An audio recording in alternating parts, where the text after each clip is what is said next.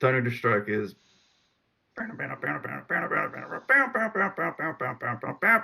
what I'm talking about? It's like super Yeah, fast. I'm thinking So supernatural when you do that. But yeah, go on. yeah, exactly. So Angus Young is one of the best guitarists who's ever lived. I mean, he really is. Uh, he he can play really fast, but he actually figured out a way to play that lick like super fast Yeah. without. So basically, he doesn't strum.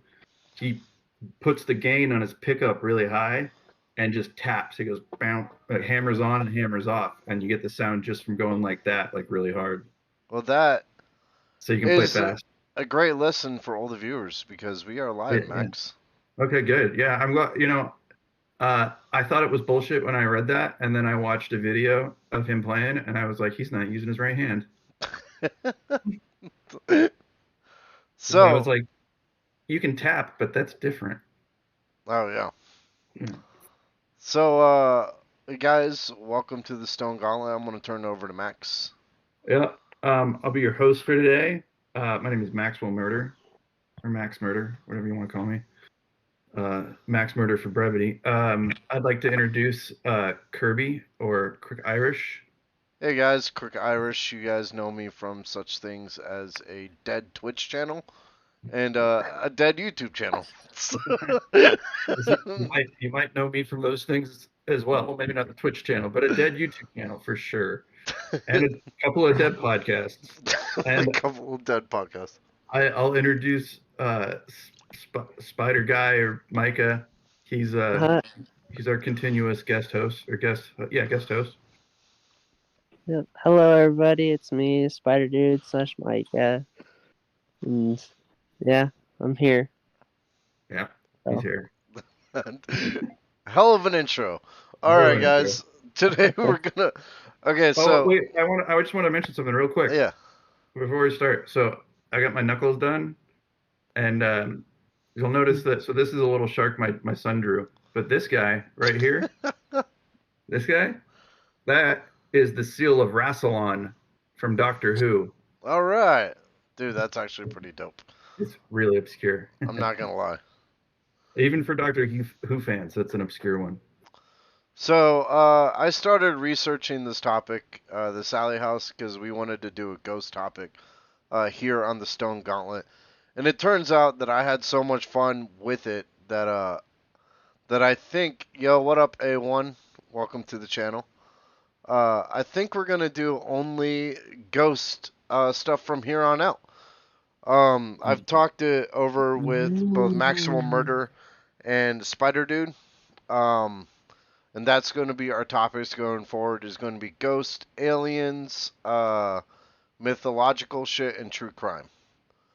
Yeah, Basically unexplained stuff. Let me like that. do, I think if we're doing true crime, it's only got to be spooky. True yeah, like crime. the Eliza Lamb case. We could cover Yes, that, or like the dead guy on the beach that is mysterious. or all those feet that keep showing up in Canada.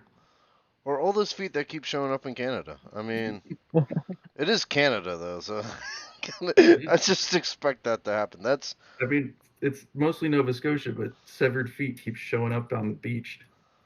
I'm just saying, how do we know it's not their health care? Let's not get political. All right. Okay, we're gonna jump right into the Sallie House. Um, so the one interesting thing I found while researching this thing is every single time I thought I had a shred of truth or a fact, it was wrong. It was like it led me down rabbit hole after rabbit hole. On the surface, Yeah, the Sallie House is very fucking is it's spooky. very like cut and dry, but Yeah. as soon as you start peeling back the layers, shit gets weird.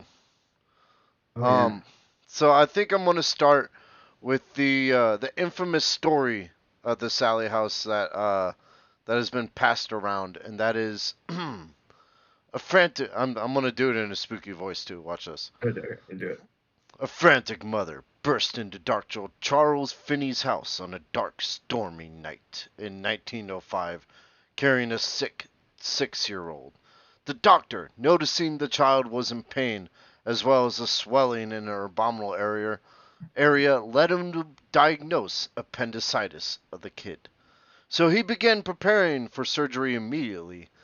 The child observed the tools being prepped and began to lose her shit. Whereupon the doctor actually started to cut into her, believing the appendix would burst at any moment. However, this was before the anesthesia took effect. Sally's screams echoed throughout the house until it suddenly stopped and she went pale and limp. The doctor had botched the surgery, and the last thing Sally saw was a man she believed was torturing her. Thus, Sally's spirit was forever bound to the house. Dun dun dun. Dun dun dun. That's right. I think That's this is pretty bullshit. ominous. Like, I think it's bullshit too. I read the story, and I started looking up like fucking factual accounts of it, and there are none. there's nothing that ties a little girl named Sally to the doctor's house in 1905. There is somebody named Sally during that time, but we'll get to her a little bit later. And she is not a little white girl. The other reason I think this is bullshit is because it was a little white girl, and I think that if it was a little white girl, we probably would have heard about it all over the fucking papers. Because America tends to take that shit too serious. So I think 1905, we would have, it's about time that, there would have been a news story about that in, Atchison, Kansas. Yeah, especially if it's Atchison. It would have put Atchison on the map. Because they would have been like, oh, they killed a little white girl over here. And instead of being the most haunted city in the country. Yeah, just be the one that fucking murdered her girl during surgery.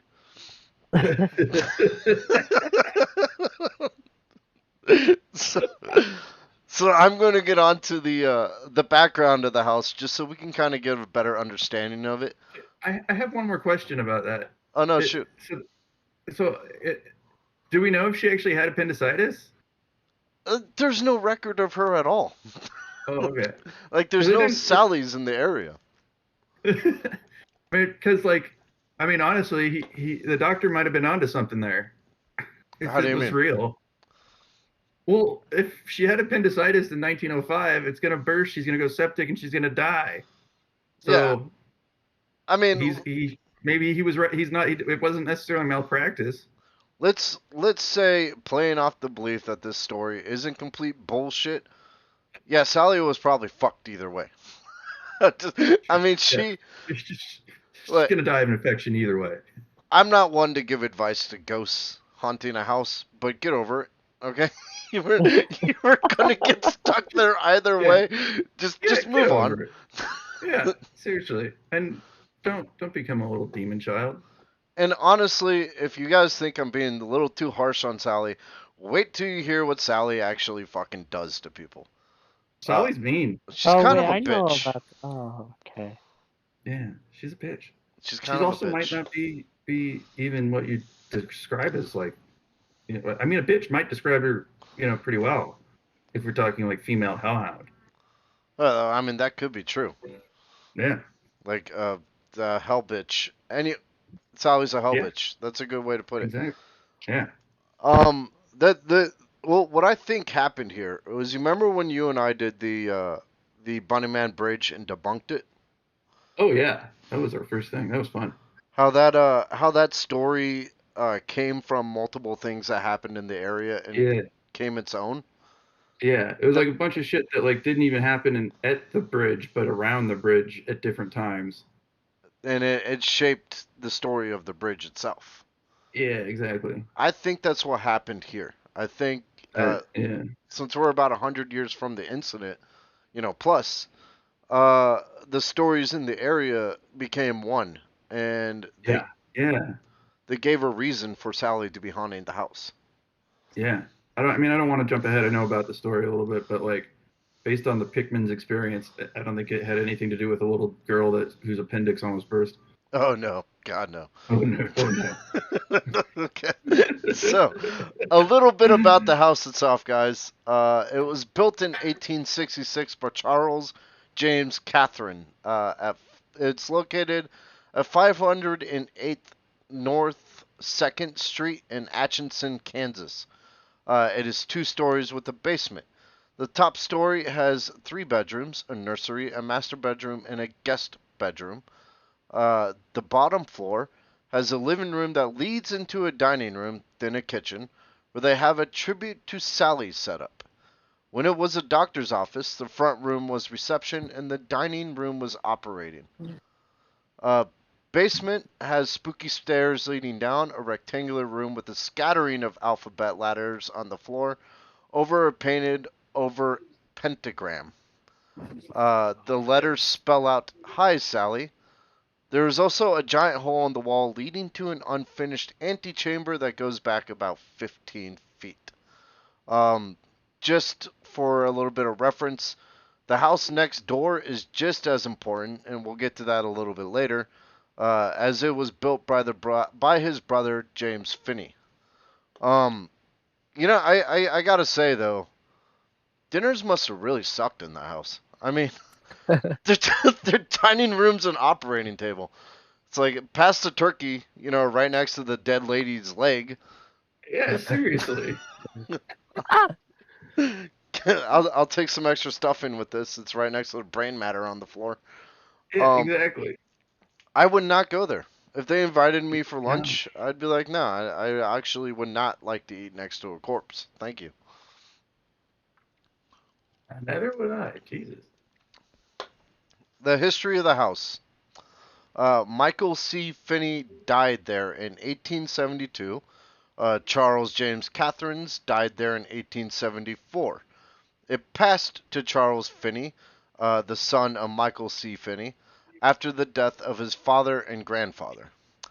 Charles Finney uh, actually first tried ice skating while cross dressing, which was dope, but he later had to give that up because he couldn't compete with men due to his act. And so That's he a lot had to of fittings. go. Wait, what'd you say, Spider Dude? Said that's a lot of fittings. Yeah, Yeah, it's a lot of fucking Finneys.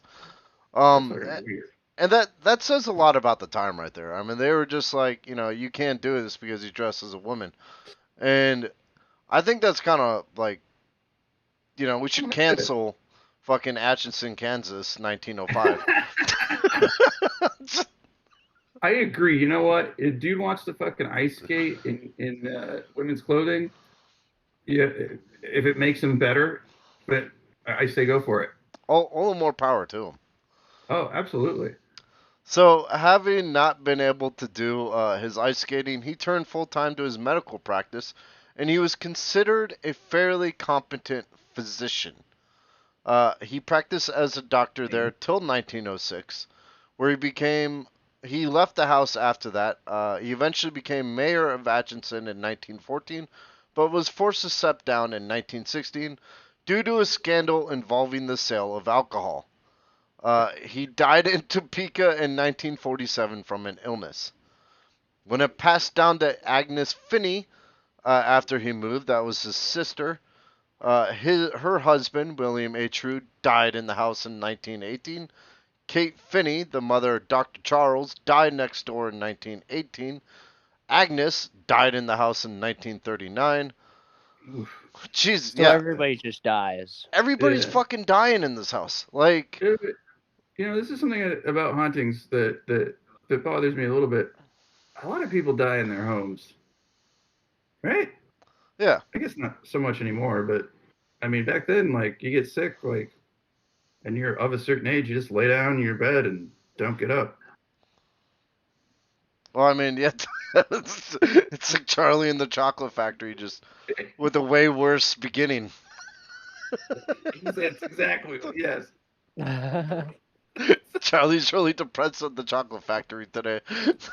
but, so, but I mean, no, it's a good point though. There was a lot of death in that house. Like, Yeah, there why is. Why do you need to fucking add an extra story on top of it? I feel like That's you a died good here, point. you died there, they died there. Who dies here? Well, Yeah. everybody dies. It doesn't matter. You I got mean, yeah, yeah. you got fucking Halloween Town in one location. You don't really need to add in a demonic little girl too. Yeah, I mean the whole thing about the little girl and her appendix bursting, like the rest of there was even scandal with what's his face, With Charles. bootlegging. Yeah, that's Yeah, like that like shit's what the way fuck? cooler. We don't Yeah, I don't need to hear about a little white girl dying for the 14th time in America oh, on an Jesus. appendix table. Like Yeah, tell me about the bootlegging and the fucking like 50 finnies that died in the house. And then we can that house is probably fucking haunted. The Finnies I haunt the house. yes, or invited something else in. Well, see now that's where it starts to get a bit interesting. Um, the various owners after that, one was named Ethel. She was Oh, supposedly a Satanist, though I couldn't confirm that fact. I think so, more likely she was just a recluse and everybody labeled her a Satanist because she didn't yeah, want to hang out with people. there was some weird shit found in the basement, but Dude, you know, yeah, that's coming up. yeah. Um, Well, I just so when it comes to people thinking other people are Satanists, it's like for me, you got to define what type of Satanist they are. Like, are they a Levian Satanist, or are they the kind of Satanist that hurts animals, sacrifices animals and shit? Because that's like voodoo. Like just a Satanist doesn't necessarily mean anything bad in my mind. oh no, I completely agree. I think Yeah. like a lot of modern day Satanists are more about just like being the rejection of God themselves, you know. Oh And yeah. it's Well, and it's even like if you read the Satanic Bible, it's actually just more about like empowering yourself and like kind of doing as thou wilt, and I mean sort of the opposite of a program that you and I are in, but uh it's still it's a lot more about self than anything than any religion. It's just and at the same time, they're also in that program. I have we friends know that are one. We know one. yeah, we have friends that are Satanists and I can tell you they're some of the nicest people I've ever met. Card carrying. In fact, in the book, in any of the books by LeVay, he specifically says that you do this without hurting anyone else, especially children. So what the Now, fuck? here's the thing though. If you go to Crowley route and you do it if you're trying to emulate Crowley without doing the shit that Crowley does, you can very easily bring someone like Sallie into the house. It's true. I agree.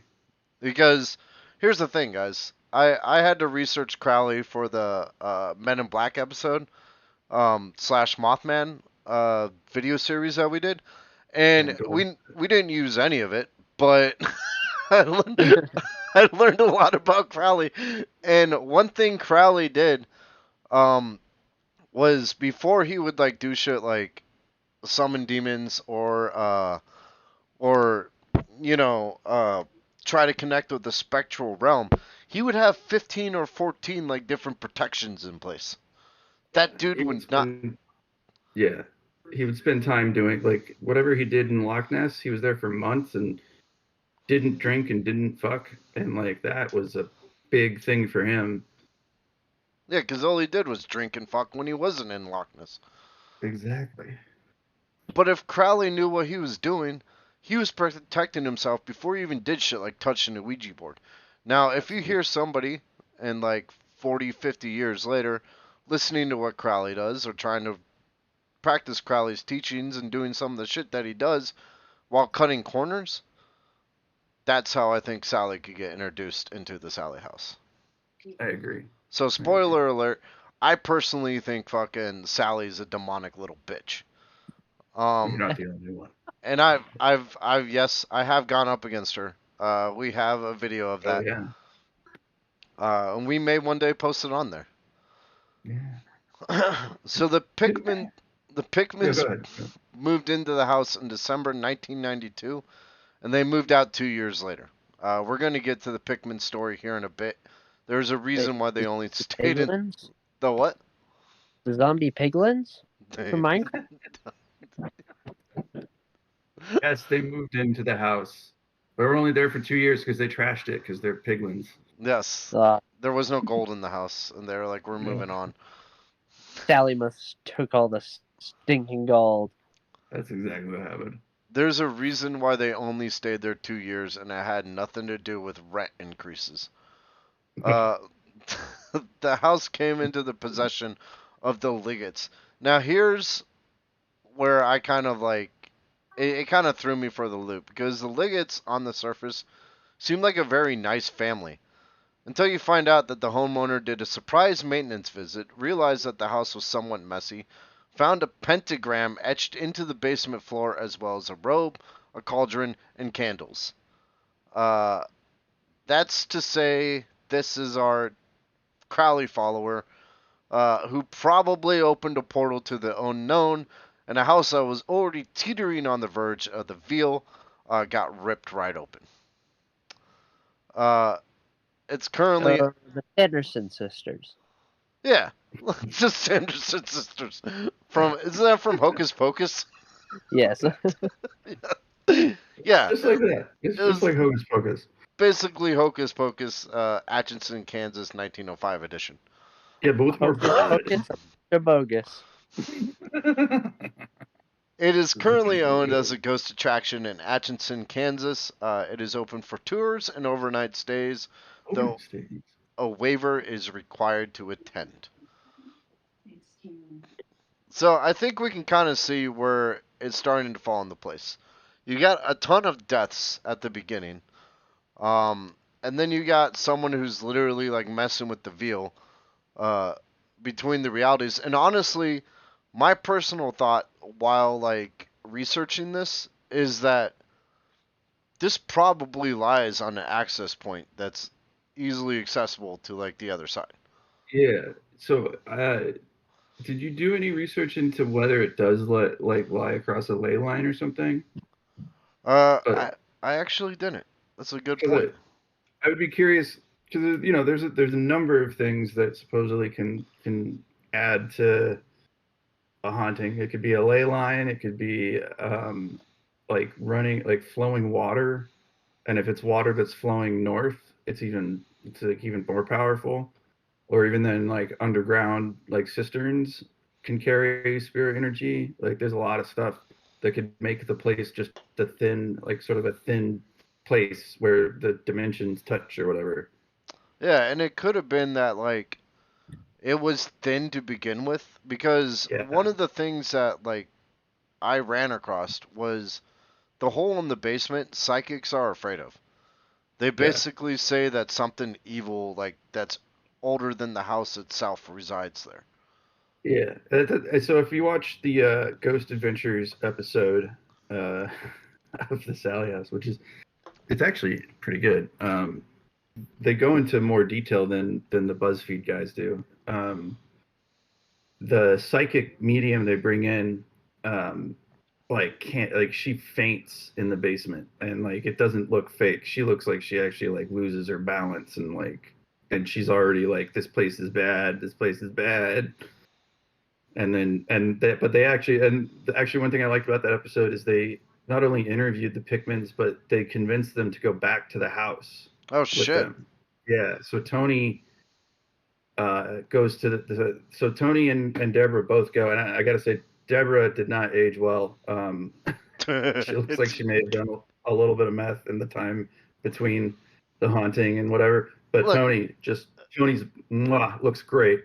if you're haunted by a tiny like demonic little girl, you know meth isn't so bad.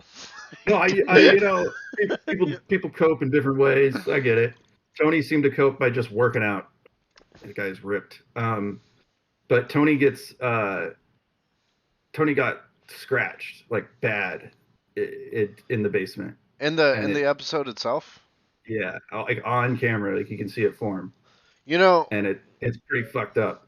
one of the things I did to research this was I Mhm. watched the original doc on sightings. Oh, nice. I caught them in a lie. So, by the way, guys, It's not super credible, but in the in the in the video itself, scratches were appearing on Tony when he showed up at the house. That house does not like Tony. It No, the really house hates does. Tony. It It fucking really hates him. fucking hates Tony. Yeah, God.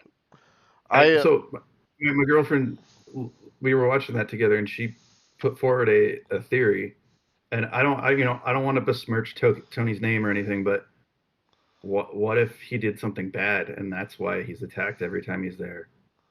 Dun dun Dun, dun, dun. I dun. wouldn't put it past it, honestly. Like I bet Tony and the Pikmins are hiding something. I Because mean, who knows? here's the thing, to Sally's credit, she never attacked the woman or the kid. Yeah, exactly. She did it. I will say she every psychic that goes in there is attacked though. Well, yeah, that's because they're psychic. Well, yeah. Well, and so one thing the Ghost Bros did as well is because it's supposed to be a little girl. They got a very young medium to come in. I think she was probably like 18, 19. And I'm sure she was local, but like they didn't tell her. She was local to Kansas. I don't think she was local to Action. But they did the whole thing where they don't tell her what the deal is with the house. And like, I mean, mediums to me, like I think are about 50-50. But I think that one was she was pretty good. She was pretty spot on with like her readings. She was pretty spot on with the things she was feeling. And then, right as Tony's getting scratched, like she like loses her equilibrium and falls.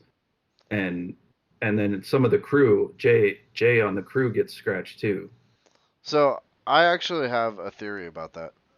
Oh, yeah. Some people might say, Sally attacked her because of her Mediumness. connection to the psychic world. Yeah. But I think Sally attacked her because she was probably wearing a cooler dress than Sally was. Dun dun. Girl And drama. Sally got jealous. It was like, She actually was. You're there you right. go. She had Shit. better wardrobe than in Oh my God. 1905, a little white girl. She was dressed for a TV show. She was ready. So Sally was clearly jealous. I get it. Yeah.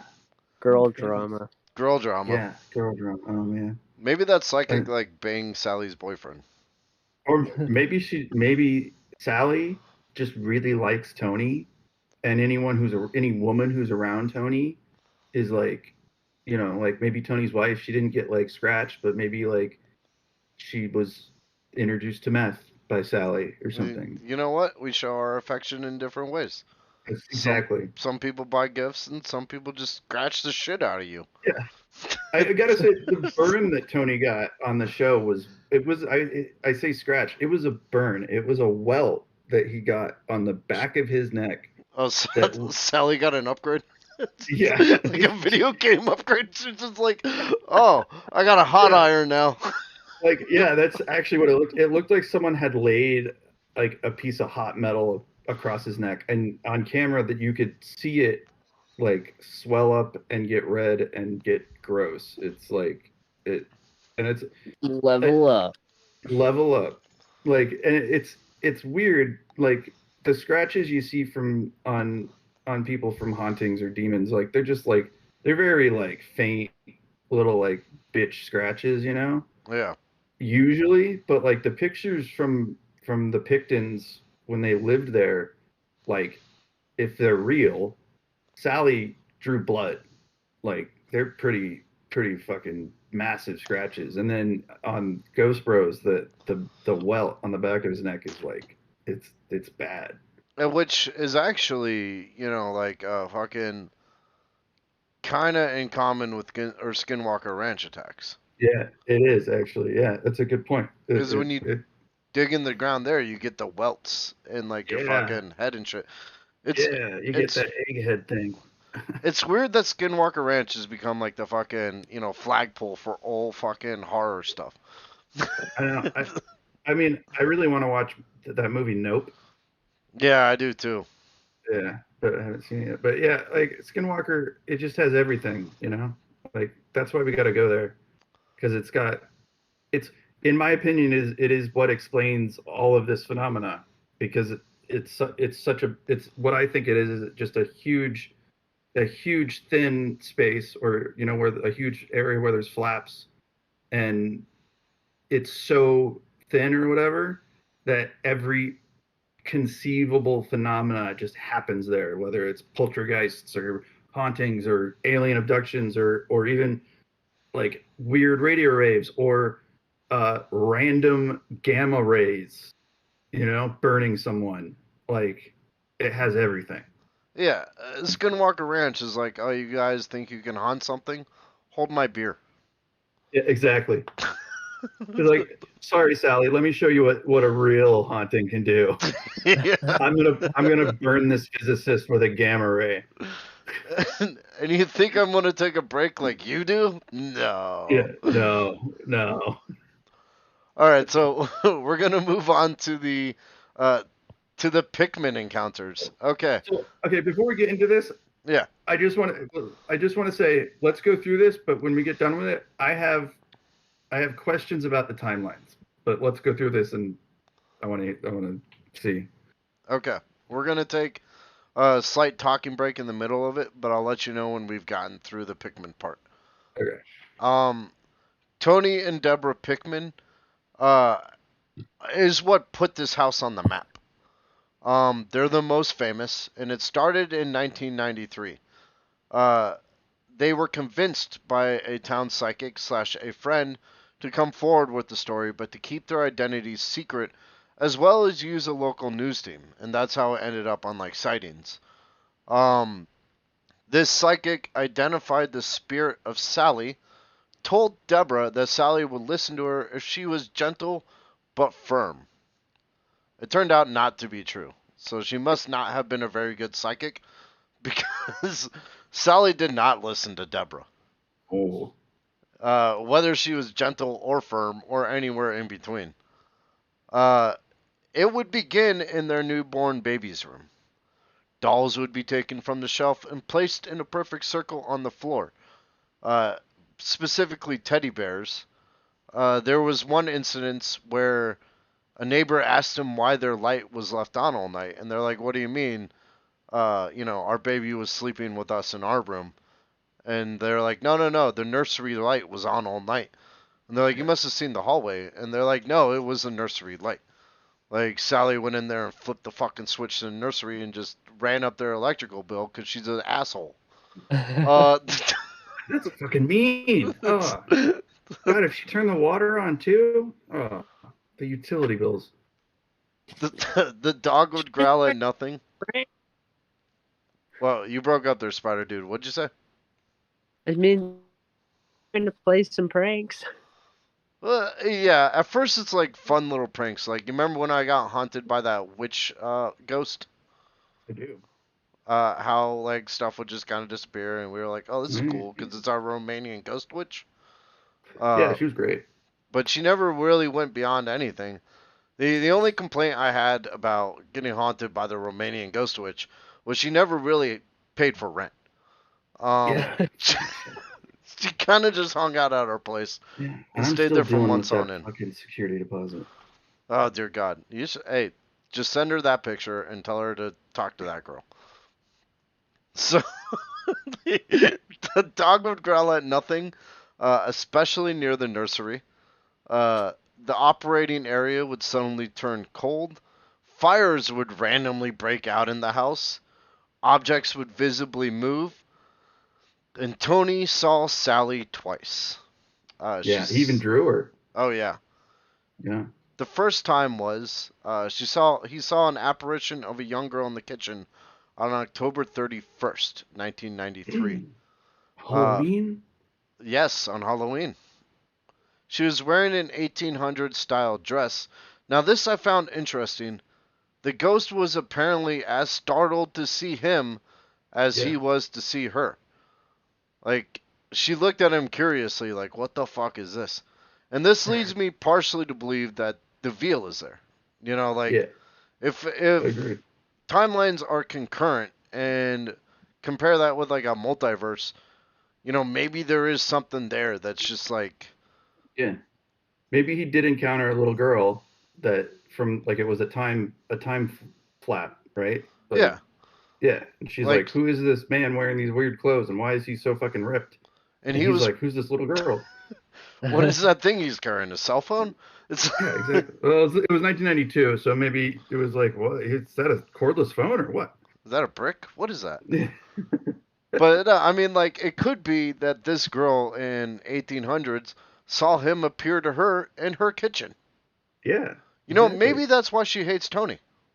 Hey, hey, true. But, well, that might answer why she hates Tony, but we also don't think that Sallie is Sallie. So, Oh yeah, this is where it goes from being slightly irreverent to downright fucked up. yeah. One night, Sallie, and this is the second time he saw her. One night, Sallie was slowly tugging at Tony in bed. After being repeatedly ignored, she began to tug harder. Finally, Tony was like, "What the fuck do you want?" and turned to face her, only to see the pretty young girl he had seen before demorph into some type of snarling beast with rotting flesh and maggots crawling through her. Yeah. This makes Yeah. me think Sallie isn't so much a nice little girl. No. So, if we're going with the sort of the flap or fin space theory, like, it could have been the first sighting really was like a time flap, and the second sighting was the other entity trying to emulate what he saw and then losing its shape when it got pissed. Oh yeah, like an entity that kind of just threw through the veil and Yeah. decided, hey, Atchison, Kansas is a pretty cool place to hang out for whatever fucking reason. Yeah. and, Yeah. and decided to call that his home. Yeah. So, I about the bears. So I wrote this down actually.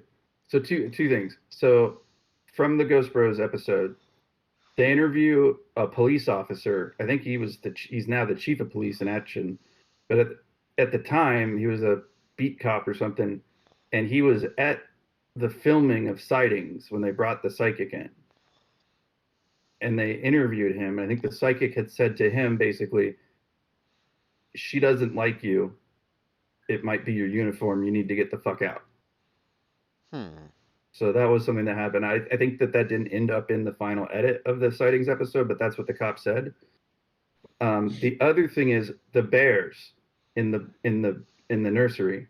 So one of the things that the bros did was set up some trigger items like some baby dolls, some teddy bears, like in a circle in the nursery, and I think it's probably some of the best paranormal footage I've seen that they've done.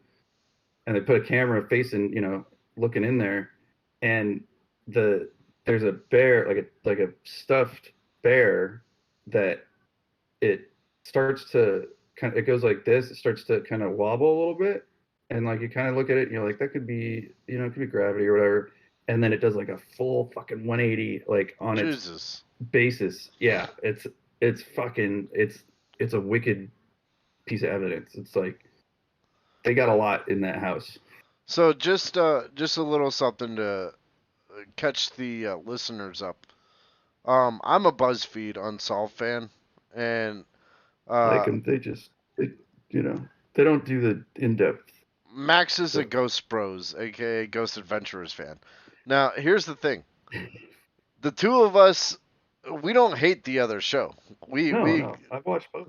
Yeah, we actually accept each other's shows. And I used to hate Adventurers till Max kind of swayed me to be more sympathetic towards Zach Baggins, and I can kind of see him as being somewhat like me.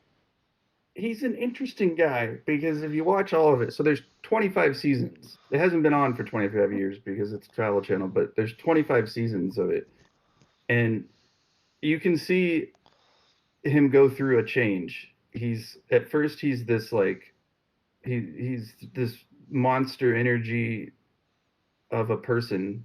Like he's wearing like big belt buckles and like those sparkly shirts that were big in the 2000s, and I think maybe Ed Hardy jeans.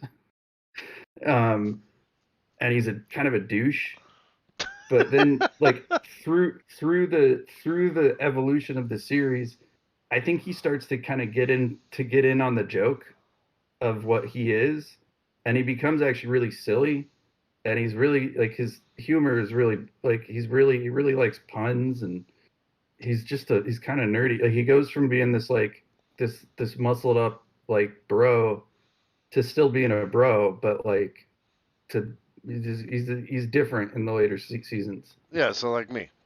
Yeah, just like it. In my Just like it. 30s, hunting ghosts. Yes, exactly. A fucking nerd who likes puns. Like, I don't have any problem with Zach Baggins. One of my favorite puns that he did was an episode they did in Gallup, New Mexico, and it opens with him galloping into frame and saying, "We're in Gallup, New Mexico." Okay. Anyway, so, See, he's not a total douche anymore. so to get back to the hauntings of Tony and Deborah, sinister attacks started to occur to Tony at this point. Strange scratch marks would appear on his chest or abdomen. And his head, his forehead. And his forehead, like pretty much everywhere. Yeah. And they weren't just, again, if you've seen like ghost scratches, they're like, I could go like this and you'd be like, oh, there's 3 of them. It must be the marking of the beast. But his were like, they drew blood. They were bad. Oh, yeah, dude. It was like, and burn marks would also appear as well as bites. Now, I want to point this out as kind of like a factual side note. Tony did have a skin disease called dermatographism. That's where scratches would appear on the body 10 to 15 minutes after irritating the area. However, they rarely bled. And Tony's scratches were bleeding all the time. Yeah. I didn't know he had that. That's interesting. But it doesn't explain why he'd get like welts 3 or burns and welts, and they look like the scratches of a child or something with 3 claws. Things that Sallie did to him, he was knocked backward and pinned to the floor. They tried to appease Sallie by offering gifts. It did not work. No. After 2 years of this bullshit, he was pushed at the top of the stairs by the ghost, stopped himself before he fell, and finally had enough. The pigments moved out. I have a little side note here, and this is how I caught the fucking sightings episode in a lie. They brought in this very 70s looking psychic guy. Yeah. He was a very famous psychic though. That guy was very famous, but he also was famously a fraud. He was 100% a fraud. Yeah. He went in there, and though he claimed that there was more than one ghost, which is something I actually believe, he supposedly found the grave of Sallie. And they made this big hubdo about it, right? They're like, hey, the psychic found the grave. He felt like he was drawn to it. And I'm like, oh, cool, what's the name? And it's Sallie Elizabeth Hall. Or Isabel Hall. Sallie Isabel Hall. So I actually dug in to the Atchison Cemetery records of a Sallie Isabel Hall and read about her. Turns out Sallie Isabel Hall was pretty much the exact opposite of a little white girl, and that she was a 34-year-old black woman with 14 kids. Yes. She did die in 1905. All right. Which could lead to a fucking which could lead to the whole Sallie myth being brought forward. 10 of her kids died in the house.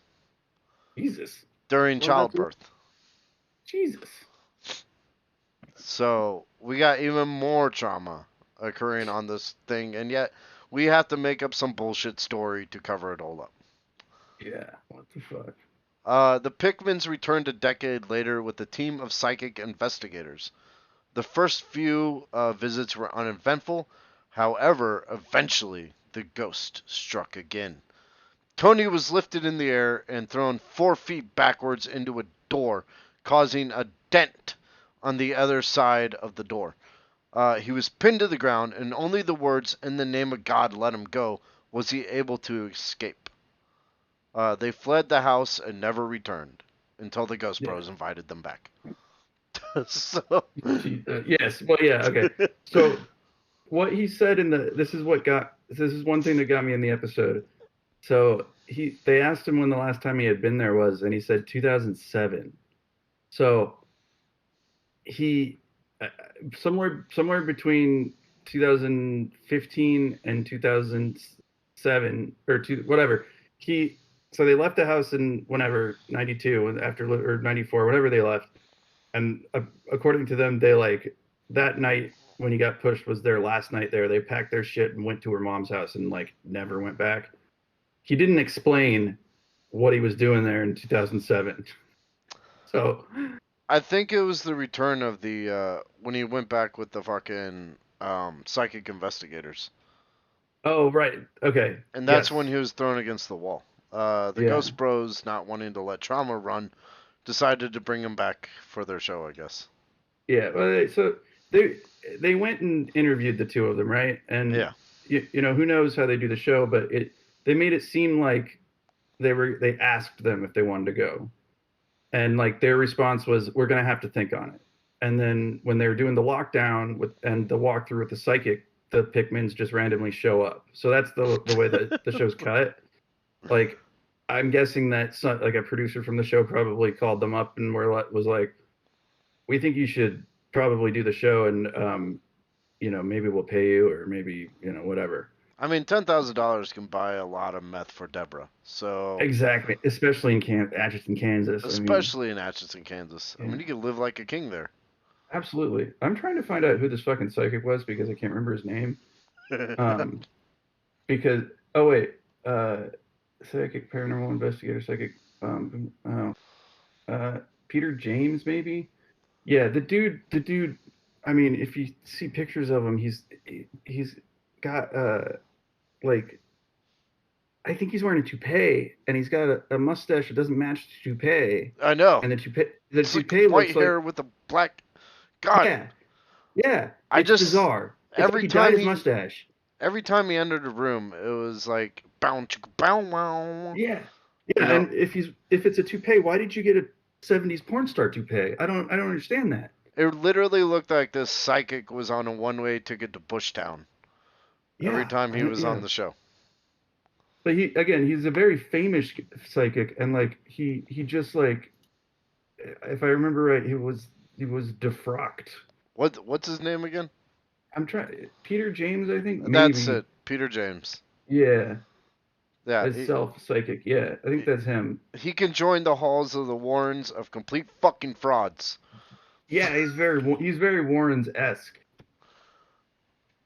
All right, Like so we're gonna move on to visitor yeah, experiences, guys.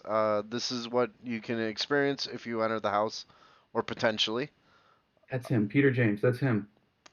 Video and investigative equipment stops working. Yes. Batteries will start draining. Objects will move.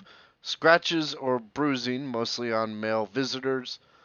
Physical touches, mysterious coldness. Trained guide dogs refuse to enter the nursery. Heard and recorded unexplained sounds and voices, men, women, children, and animals. Thumps, knocks, raps, and other sounds of invisible furniture. Lights turn on and off. Bricks get thrown at people's heads in the basement. Pictures turn upside down. Mysterious smells, and I want to point this out, sulfur. And for Oh, anybody out there who's ever seen any episode of Supernatural, knows what that means. Uh, Cold spots, fires, stuffed teddy bears rearrange themselves in the upstairs room, colored orbs and photographs. One person cracked the front door wide open, only to pause and watch it swing quickly shut. Or no, wait. One person cracked the front door barely open because she was afraid to go in. She paused and watched it swing quickly, like open for her. The yeah. next person behind her, though, had the door quickly shut on them. One day, during a tour, a 4-year-old went missing. They later found her in the closet with the door closed. She told everyone that she had been playing with the little girl. Um, my own experience, when I was in there, I could not get Twitch to work at all. Literally, like, and I don't mean like you try to go live and it's like, oh, go fuck yourself because I'm Yeah. Twitch. I mean, I would open the app and it would immediately shut. And it happened like 10 times in a row in different spots of the house to the point where I was like, I literally just have to film this and send it to Max because that's the only Yeah. way I'm going to be able to get any type of ghost hunting done in here. That is what happened. Because I think, if I remember correctly, you were going through Kansas or something, and you were like, "Where should I stop?" And I said, "Check out the Sallie House." Oh, yeah. Yeah, It was, and I'm so glad you did. it was awesome. I went toe to Yeah, toe with Sally. Um, though I will not say I did or did not go into the basement as it had a keep out sign there. But I will say that if I did go into the basement, I felt very oppressed, as if I was not wanted there if I was there. Um, and and it felt like whatever was down there wanted me out of the basement as quickly as fucking possible. yeah. People say the basement has some weird fucking shit. The Ghost Bros equipment definitely have malfunctioned. They had battery drainage and all that, and yeah, it was weird and bad and strange. I watched the BuzzFeed episode of it, and one of Well, they them, had more stuff if I remember correctly. yeah, they had they split up Shane and Ryan between like the upstairs and the downstairs. And Ryan was downstairs sleeping, or no, Shane was upstairs sleeping because he fears Yeah, like no ghosts at all. Ryan stayed up the entire night because he was terrified, yeah, and at one point in the night they caught footsteps walking around upstairs, yeah, and they like the camera switched to Ryan and he's just fucking sleeping. yeah, Um, but one of the thing, or no, the camera switched to Shane and he's just still fucking sleeping through it. One of the things they did that I found fucking fascinating was they were probably one of the first people to actually catch something realistic on camera, and that's where they turned the flashlight to where it just barely needed to be. Oh, they did the flashlight thing. Yeah, Yeah, and that yeah, how that works is you turn the flashlight to a point where it's like just off. just slightly off. So all it Yeah, needs is a like roll of the electrical knife. connection to make it work. Yeah, And then they ask the ghost questions. And if the yeah. flashlight turns on or off, it implies the ghost is using its electrical current to run it. You know, strangely enough, in 25 seasons of Ghost Adventures, I've never seen them do the flashlight experiment, which is weird because they use a lot of other stuff that I think is bunk. But the flashlight thing is, so skeptics will tell you that because it's so close to being on, it's off, but it's so close to being on that if it turns on, it's heat, the heat fluctuation, like it gets hot and cold and expands, which Yeah. is kind of, I mean, skeptics like that just ruin fun. That's like what they do. Yeah. It just, it's like, but also like if you watch that episode of BuzzFeed, like the thing is responding intelligently. It's not like the house is getting hotter and colder, like, and they're using a mag light, so it's not getting hot and cold enough for it to expand aluminum. Yeah, because that takes a little bit of time. It Like does, yeah. the the episode in question was fucking amazing. Actually, I watched the one where they It's returned, good. and it Yeah, was like both of those are good. it was even better because they Yeah, did the flashlight thing again, and they yeah, started talking to Sally, and they're like, is this the ghost here? And there was no response, and it's like, is this the ghost named Sally here? And there was no response, and then they're like, is this a demonic presence that calls themselves Sally here? And the yeah, flashlight turned on, yeah, and I'm like, oh shit. yeah. Exactly.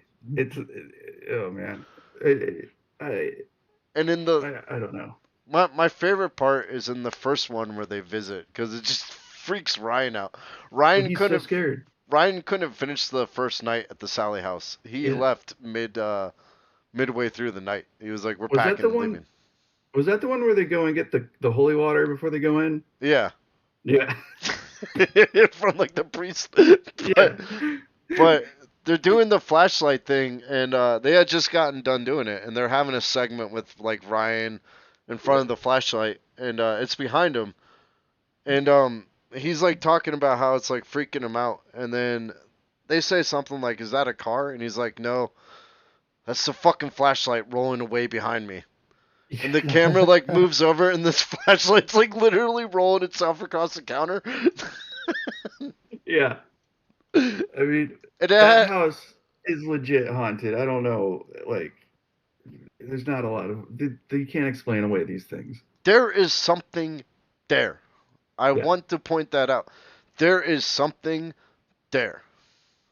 I Oh, man. don't believe it's a little girl, but we'll Just, have that discussion at the end.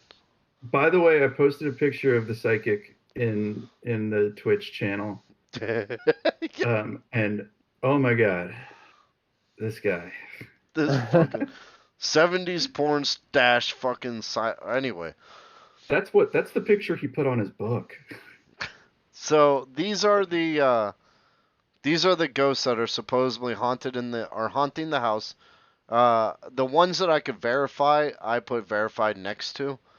This is what Okay. psychics claim. So as much as you believe in that pseudoscience, you can believe in this next part. Sallie haunts the house. She is said to be friendly in quotation marks, works well with children, and generally just chills around the house. Um, However, as I previously stated, there is no record she actually existed in Atchison, Kansas. Mm-hmm. She could be a manifestation of something much more sinister. Uh, though there were many women around the area named Sarah, who were nicknamed Sally for some fucking reason. One little girl who lived in the house, and this is important because it shows that Sally was there before the Pickmans arrived. Yeah. One little girl who lived in the house before the Pickmans had an imaginary friend she named Sally. Um, Oh. like 20 years later, after the hauntings of Tony Pickman, he brought that picture to that girl, and she was like, "Oh yeah, that was my imaginary friend growing up." Oh, fucking weird. Yeah. So Sally was there before the Pickmans, though it Yeah. doesn't seem like she was there during the Finney. So if I had to harbor a guess, guys, and this is based off absolutely no fact other than the fact that I'm theoretically making a possible guess here, I think the amount of deaths that happened in that house Yeah. tore open the fucking veil between our dimensions and let something much more sinister through. Yeah. So, okay. Oh, you got one more. Go through the one more, then I have a question. So the other one, actually, there's a couple other spirits, but these are the Okay. two main ones. Yeah. Is some old ass lady. She is said to be the malicious one. Mm-hmm. Uh, could also, she's supposedly an old lady who fell down the basement stairs to her death. Although that could be confused with the archaic forest witch in the fucking basement that is hell bent on the destruction of old men everywhere. Yeah. She sounds like a very feminist spirit that hates us. So Let's clarify that she's a militant feminist. yeah, she's a militant feminist. She very clearly hates men. And this is that hole in the basement that the psychics. I'm actually going to jump ahead because it kind of fits more with this part. The psychics say that there is an entity in the basement that is older than the house itself. It is attached to the land. And It could be native. it could be made or it could be native. It could be older than Yeah. Atchison. Yeah. That's what they say, but that's a theory. Either fears strong energies and attacks them, or draws them closer to feed off of them. Could be a portal. The pentagram in the basement could be a Yeah. portal for otherworldly entities. Yeah. And then finally, one of the psychics investigating the house claims that an experiment utilizing tuning forks was drawing human spirits out of the ground. And that royally pissed off that fucking witch. Weird. That's a good one. So Oh, if you guys want, just real quick, Max, if yeah, you yeah. guys want a good idea of what this could be, think the Ghost Witch in American Horror Story Roanoke. Yeah, that's a I've good never one. seen that, but okay. Yeah, you should watch it. It's good. Oh, it's Okay. fantastic. It's terrifying. Lady Gaga's character is fucking like terrifying. Yeah. Oh yeah. You know, what did I watch recently? I watched the one with the vampires. That was really weird. But so here's my question: the timeline, right? Yeah. So I couldn't get this straight from the Ghost Bros. Maybe it was because I wasn't paying attention close enough, or maybe it's because they didn't really like explain it.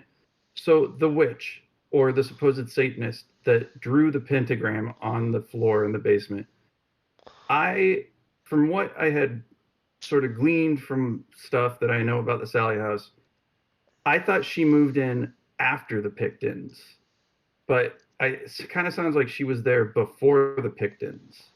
Which one? Again? The the Satanist, Yeah, whoever drew the pentagram it and sacrificed animals or whatever. I think the Liggets are the one that did it cuz I couldn't get a Okay, straight answer from that either. I had to yeah, like uh peruse Reddit for all the good that that does.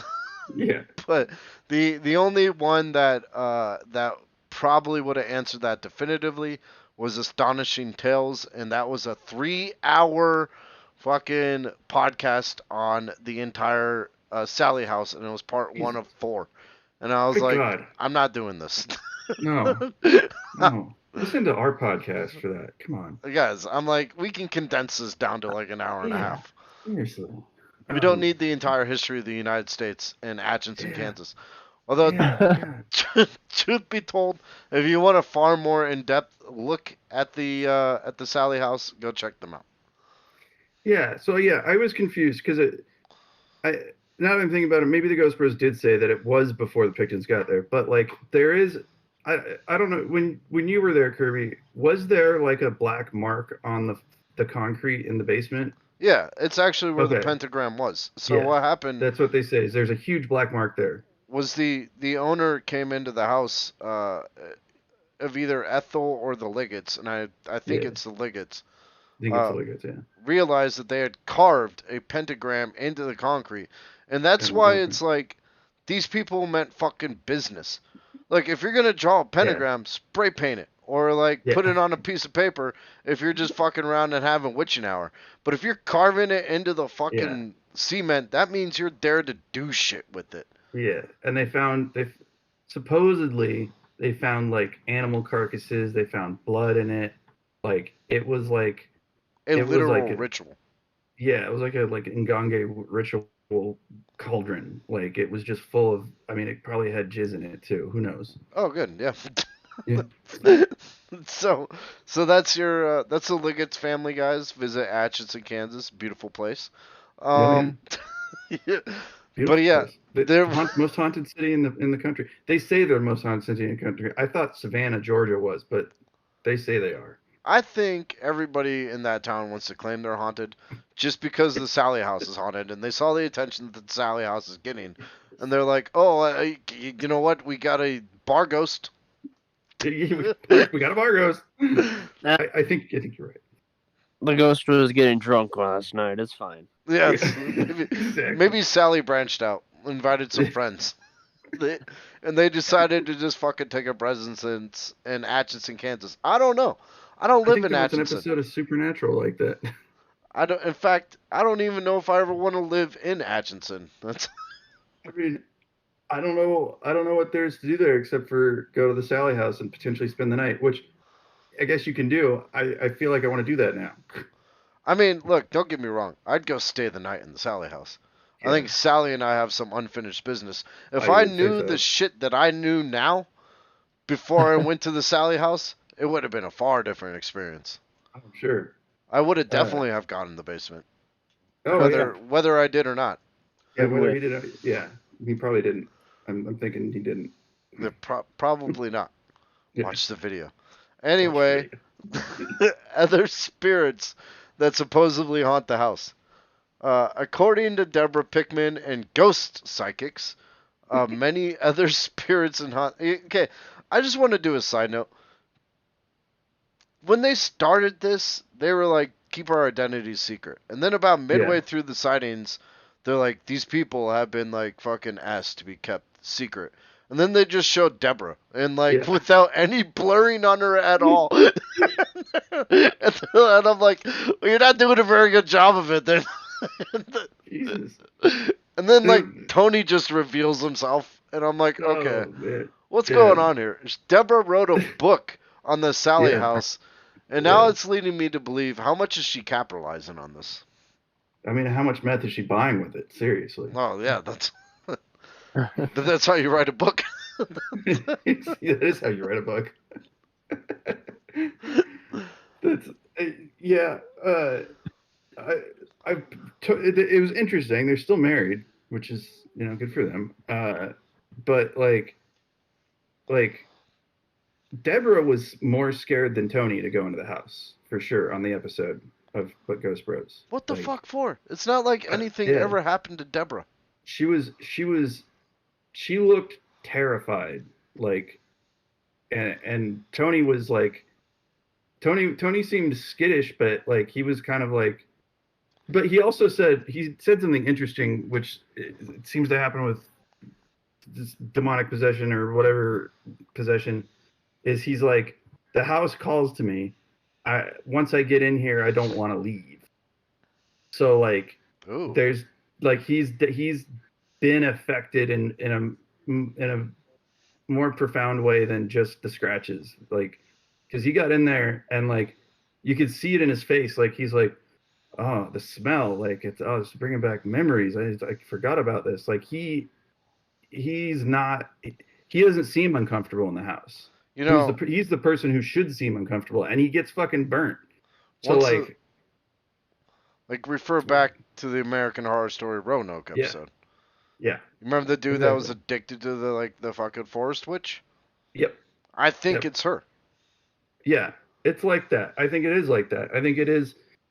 I mean, so on a different episode of Ghost Bros, Jay Walsley, who's one of their techs and kind of their occult guy, says something that sort of rings true to this. Is they're investigating a haunting, and it's like people are saying they're seeing Native American Indian girl, but when they see her, they're also smelling sulfur and stuff. And he's like, why would a Native American haunting have all the hallmarks of a demonic haunting? Yeah.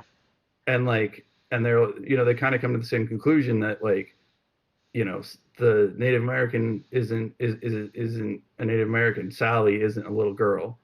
So they do also in the Sallie House episode of Ghost Bros, they mention the Native American sort of aspect of it, but they also kind of dismiss it too, because they're like, this isn't the same type of haunting. And like Native American hauntings can be malicious and dangerous if the land was in Utah and Mormons killed a bunch of them, but that may or may not have happened in Kansas. They don't really know, and they don't know if it's like a burial mound or anything. They just know that there were tribes that lived there. That's all they know. So like, I don't think that I think the entity is much more likely what you're saying is this weird like forest witch that maybe was brought forth by all the death and then made more powerful by a botched Crowley-esque ritual. Yeah, and that's what I think. I think I think the veil is very fucking thin there. Yeah. And I bet you anything, or this like Sallie bitch is not from the same dimension that we are. It doesn't sound like she is. I mean, we know that if you try to do Crowley magic, you really need a partner to viciously have sex with you in the ass in order for it to work. Yeah. Because all his magic revolved around that. And I had never heard of this until I heard about Crowley, but apparently he raped a man by letting him fucking in the ass. So that's a big thing. And unfortunately, that pickup line doesn't work. When you're like, hey, I want to savagely, attack your ass so we can do Crowley magic. it's the other way around. If it's Crowley saying it, he's saying, "I want you to savagely attack my ass That's so that because we can do magic." yeah, Crowley like drove a man crazy He with did. his Yeah. ability to just be mega gay, and I Yeah. love it. Yeah. No, I he fucking did love Crowley. he did a bunch of yeah, oh, he's fucking amazing. He did it. They were in Egypt, I think, and they did a bunch of peyote, and then and I guess the dude had a huge crush on Crowley, and Crowley was like, "Excellent. Yeah, I shall use this. I shall use this." And and and yeah, I have never heard of this since or before, but Crowley definitely violated this man by being a bottom. Definitely was that. All right. So to make a long story short, here are the other spirits in the house. Agnes Finney, the daughter of the couple who owned the house the longest. That is verified. Brandon, who is an easily irritated, dominant adult male, apparently has a good sense of humor and just pranks adults to make children laugh. Uh, What a nice guy. the good Dr. Charles Finney, Oh, the uh, cross-dressing guy. yeah, the cross-dressing guy is said to haunt it Yeah. as well. Why Does is he he? That's is he on figure skates? yeah, I hope so. I just hope like I'm just sitting there in the Crowley house like late at night and like a dude just roller skates into my room and it's like, "Hey guy, let's go hang Yeah, out." And I'd be like, "Dude, I am hanging out with a gay ghost tonight. I'm gonna that's love the this." fucking shit. Yeah, absolutely. I'd be like, "Just protect me from Sally and we're cool." Yeah. Um Edith, a senile older woman, but everyone loves her. Oh, well, that's nice.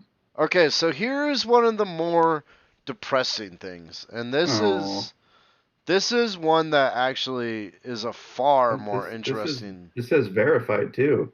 That is. Oh, This has a far more interesting story than the Sally incident. oh, they talked about this on Ghost Bros. I'll Yeah, just say that before you get to it. it's a big one. Yeah. That is the story of Johanna Barnes. Mm-hmm. She lived next door to the Sallie House until 1906. James Finney built this house, and if you refer earlier to the episode, this is the house I was talking about. And he bequeathed it to her when he died. Uh, she was deemed violently insane, got moved to Kansas City. She spent years in and out of insane asylums and was released to the care of Charles Finney. In 1906, she tried to commit a botched murder suicide that killed her son. And that's where she went into the kitchen and turned on the gas to the stove and laid down with her 5-year-old son. So the rumor has it that both Johanna Barnes and Frank Jr., the son that died in the murder suicide, haunt the house. Johanna Barnes did survive that, her son did not. And that's kind of like Yeah. far more tragic. I mean, And it's verified, and yeah, that was they said that in the beginning of the episode, and I was like, what? that That's actually insane. happened, guys. That Yeah, is that actually true. happened. Um, Another one, Paul, a young slave boy. He was lynched. They Ooh, say he's older than the house. oof. Uh, That could ruin the land too. yeah, I know.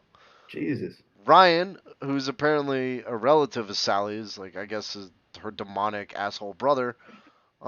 He speaks in a soft accent. I don't know how that was like ever brought up. Yeah, that doesn't sound right. That's a little weird. Because Sally never existed, and if she never existed, how does she have relatives? Yeah, seriously. This goes Unless, back to this lends credence to the theory that the first sighting that Tony had wasn't a sighting of Sally. It was just a sighting of a residual haunting or a time flap. So maybe that little boy is just like bleeding through the concurrent timelines. that's true. So like maybe they saw like the actual fucking relative of Sally during the 1800s, that the real Sally Yeah, that lived there or yeah. whatever. Um, And he speaks in a soft accent. and he speaks in a soft accent. Tom Burns, a Civil War vet, sometimes appears in full regale. Mm. Ooh. And now, I think that we're just going to kind of discuss the ghosts. Once again, none of the people associated with the house is a little girl. Though I think Yeah. this could Good be, point. I think this could be what we've been saying this entire time. Yeah. Concurrent timelines converging on our multiverse. I agree. I do agree too. Good. I'm glad we're all in agreement. Uh, So, no, so the well, so okay. I heard another interesting theory recently about ghosts, and and I'm actually going to modify the theory a little bit. I heard so the theory is that we have less hauntings and less sightings of ghosts than we used to, like as a species, because we're all carrying around like a huge battery in our pants, as in phones, and there's electronics everywhere, and that somehow disrupts spirit energy. Now, I'm going to turn that around and say, I actually think that we get better evidence now, and hauntings are more intense now because they have more energy to feed on. that I can agree with. I Yeah. also, I know this isn't at all a fact, but it is something to ponder. I was reading The Stand the other day, and one of the characters in it, like the sociologist, was telling them the story of how he had researched like fucking um, airplanes and crashes, and he's like, right before an airplane typically crashes, there's usually less people on it than normal. It's like we have this psychic ability to detain ourselves away from like fucking disasters and whatnot. Um, Oh, that's interesting. and one of the people in the That book, actually, that you know what, that rings true with a true story. well, hold on. Okay, go ahead, finish. One of the people in the book made a good point where they're like, then why aren't we using this psychic ability to always be avoiding danger? And he was like, why do we need it? With the advent of Yeah, technology, do you need to walk everywhere because now you got a car? You know, it's a good point. It's a great point. we So have evolved past it. yeah, so just this is kind of an offshoot, but so all right, remind me who the dude who created Family Guy, Seth MacFarlane. Seth MacFarlane. So this is true. He was about to board on 9/11. He was about to board the plane that was going to Boston that hit one of the towers, and he got a bad feeling about it and didn't get on. Yeah, So like that actually what that theory from the stand actually rings true. and it could be anywhere from a bad feeling or making ourselves sick before we get Yeah, on a flight, or exactly. just being like turn left here, just because I'd like much rather take Feel like turning left. Yeah, I feel like turning exactly. left and there's a crash ahead. You know, Yeah. it's like, I've yeah. Of course, we all have probably have some sort of like innate ability to kind of understand doom. but that was written during the 1980s, and Yeah, technology has jumped incredibly in the past like 60 some odd years. And so we're at a point where why would we even need our psychic fields? exactly, exactly. That's a So good point.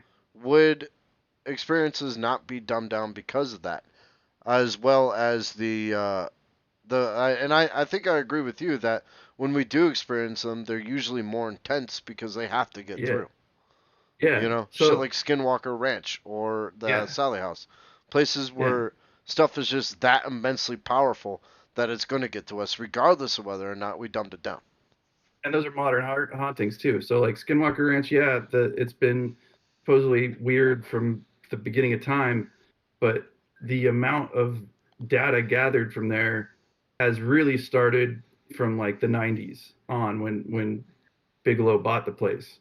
So like you got to think like Bob Bigelow brought in a bunch of aerospace equipment, and the more recent equipment that they brought in to do on the documentaries, like that all has EMF fields, that all has extra power that's like pumped into the area to make the occurrences more intense and Yeah. more numerous. What's your thoughts on this, Spider Dude? I agree. I lost track, so I figured I'd That's all right. agree. So I have a question, Spider Dude. Have you Yes. ever had a paranormal encounter?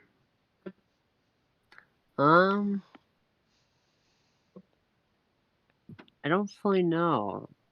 Was Thing it? in mind that Did would it be involve a as man with a me. banjo? What?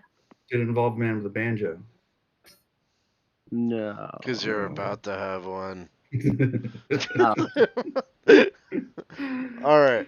So, as the Stone Gauntlet consensus, one at a time, is Sallie a ghost or a demon? Now, I wrote a pros and cons list here, so hear me out. Pros for her being a demon. Pros for her being a ghost. She looks like a sweet little girl. She doesn't harm women or children. Cons for her being a demon. She looks like a sweet little girl. Sinister look the second time. No record of a Sallie. Scratches and burn marks. Smell of sulfur. Random fires breaking out. Now, I'm going to sit here and say that, yeah, maybe that's a little skewed. But me personally, I feel like Sallie is not a ghost. I feel like Sallie got ripped through her dimension or came through her dimension in a place where, like I've said, the veal was already very like kind of shabby to begin with, and decided to plant herself there, and maybe even A became the Forest Witch, or B made friends with it. Because that if would make sense. Yeah. Agree. So so, what Okay, so what Spider Dude agrees. Spider Dude, is that what you would say? I I'd know. say like everything you've explained a little bit so far seems like it more leads into that type of What's thing. Do you have any theories on it? Not entirely, but well, I mean, listening from what you've said, it kind of makes sense, like how like it's being pulled from like a kind of different area, like you said. Yeah. It kind of makes sense because for all we know, there's a bunch of worlds out there. Yeah. Yeah, Exactly. I She could honestly don't. that different world of her own I don't that we discount the multiverse theory. You know, I Yeah. very much yeah. think we live in infinite dimensions. Of course. Of course. I mean, yeah. I like. So I personally, I have issues with the idea of demonic hauntings, or demonic possessions, mostly because I don't think they're demonic. I think it is something akin to like another universe. Mostly because I Like was a just raised, universe. yeah, like an alternate universe, or like if you've watched Event Horizon, they all get sent to a hell universe. Oh yeah. Yeah. Uh, I think I mostly just don't like the idea. I don't like the moniker of a demon or hell, just because I was raised not to believe in that. Like Jews don't really believe in that kind of shit. I actually So like, have. Oh, go on. well, just like so, the idea of like the Warrens, right? Like Ed Warren would say shit like, "You wouldn't understand what we see and what we do every day unless you understand my faith." They were like devout Catholics, and this idea that like only a Catholic priest can perform an exorcism, or like, or whatever, or some idiot ex-cop named Ed Warren can perform an exorcism. Just because he's Catholic it doesn't make any sense to me. But what does make sense, and what I've heard from a couple of like sources, and actually a really great psychic named Michelle Belanger. She's also written some books. I think she's probably a Satanist. She has a PhD. She's really smart. She says pretty much that in order to sort of combat hauntings, it doesn't matter what you believe in. It's as long as you believe in something, right? So, like when Kirby and I went to Point Pleasant, West Virginia, like I said a Hebrew prayer every time, and like in my mind, like it doesn't matter that I'm saying a Hebrew prayer that it's religious. All that matters is I believe in it, and that I Um, believe it will give us protection. By the way, we were dealing with residual hauntings down there. Like, there was Absolutely. a straight a tension in the air that you could cut with a knife. And And we we could faced feel it night by night. It was different the second night. it was. And Yeah. we didn't get the same feeling until we shot or until not shot, but went after the snarly owl, the fucking dipshit asshole dog that broke my foot. Yeah. Yeah. That motherfucker. I still want him as a But pet though. That's free air conditioning. Um so, so I actually have a theory on ghosts. And Skinwalker Ranch and all that shit. And that is, if you guys ever want to watch something interesting, go look up 4D Minecraft. 4D Whoa. Minecraft breaks it down like this. They put this little guy in like a 2D Minecraft realm, and they're like, this is, Frank in 2D. He only sees what's directly in front of him. He's like, whereas us can see the entire map, and it shows like the entire 3D map of the area. And it's like by manipulating the environment around him, he's able to escape it. Like by changing it, but he never sees the 3D picture of it. It's like Mm. what we're seeing is Frank in the second dimension, in the third dimension. We can't see the fourth dimension. We can only Right. see Yeah. portions of it. Yeah. And so my theory is they're fourth dimensional beings. Yeah. That makes sense. Well, fifth dimensional, because fourth dimensional is time. But yeah. So like whatever, like they're the sort of closest dimension to us. Yeah. They're beings from that dimension. I And we agree with can't that. see them at all times, but they can definitely like fuck with us. You Yeah. know? Yeah. I absolutely agree with that. And I just but so every single like alien or paranormal researcher who is at all smart, like uh say John Keel, right? John Oh, I Keel, fucking love John Keel.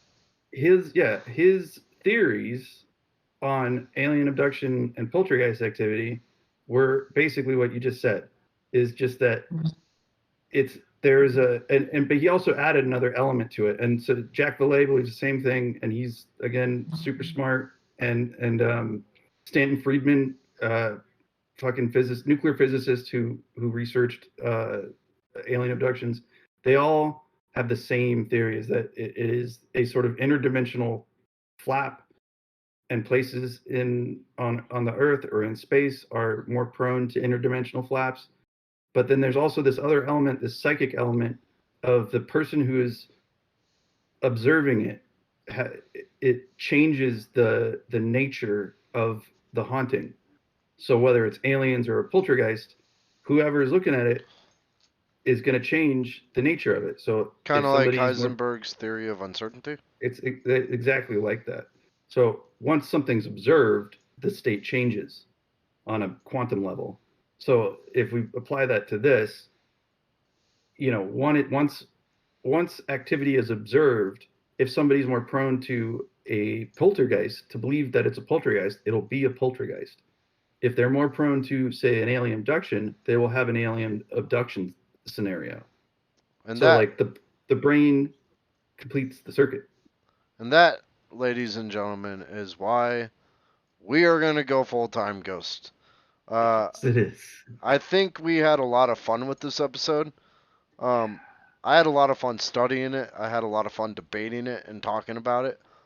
Um, so every episode of the Stone Gauntlet from here on out is going to be ghost based. It's going to be either a ghost, an alien, a mythological creature, a mythological city because we like Libertalia as well. Yeah. So we'll be throwing in stuff like El Dorado, uh, as Atlantis. as well as unexplained true crime like Emilio Earhart. Ooh, Um, good one. is one I'll want to look into. The Yeah. dude that died on the beach from poison would be a fun episode. In the So we got feet. a In we the got a feet. lot of we got a lot of fun stuff coming up. Um, we have a fourth person joining our podcast next week. We're not ready to reveal who he is, so just stick around and show up. On top of that, and this is the final announcement, uh, our podcast is about to go 3 times a month. We're going to take 1 weekend off a month, but there's going to be 3 episodes of the Stone Gauntlet coming at you. So if you like what you see or like what you hear, be sure to tune in. Check out our Twitch channel where all our videos will be. That is crookirish.tv /Twitch. Also check out our YouTube, which is Crook Irish Studios. You will find all recordings of our podcasts there. And am I missing anything, guys? No. If you go to the YouTube channel, you'll find some pretty great footage from Point Pleasant, West Virginia. Oh yeah, a lot of our ghost stuff. Yeah. I'm gonna go ahead and start the sign off. Yeah. Hey everybody, I want to thank everybody for joining in. I want to thank Maxwell Murder for coming in and offering his insight. I want to thank Spider Dude for hanging out with us and giving us that insight of the younger generation. We greatly I appreciate both you guys showing up and making this a possibility. And I appreciate you facilitating this, sir. I look forward to the more episodes of this coming up with you guys. I do too. Fabulous. And you know what? The next episode, I'm going to play us out with some banjo. I'll hook it up to the computer. All right. I'm Crook Irish, letting everybody know. Keep it weird out there. Maxwell Murder. And I'm just going to say stay obsessed, and I'm obsessed with this banjo. I'm Spider Dude, and I'll web y'all later.